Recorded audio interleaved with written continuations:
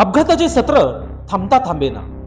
आज सकाळीच मनमाड नांदगाव महामार्गावर अपघातात एका तरुणाचा मृत्यू झाला असताना आज पुन्हा दुपारी मनमाड येवला महामार्गावर अनेक वाडे शिवारात ट्रक व मोटरसायकलचा अपघात होऊन 24 वर्षीय शैलेश वाघ या तरुणाचा दुर्दैवी मृत्यू झाल्याची घटना घडली आहे. गेल्या 2 महिन्यापूर्वीच शैलेशचा साखरपुडा झाला होता, मात्र लग्नाच्या आधीच त्याच्यावर काळाने घाला घातला आहे.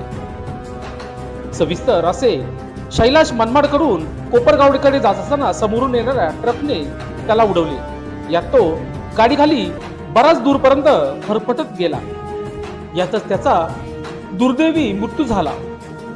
दरम्यान या प्रसंगी समाजसेवक विलास कटारे यांनी या तरुणाचा मृतदेह गाडी खालून काढला व तत्काळ उपजिल्हा रुग्णालयात हलविण्यात आले. मात्र शैलेशचा जागीच मृत्यू झाला.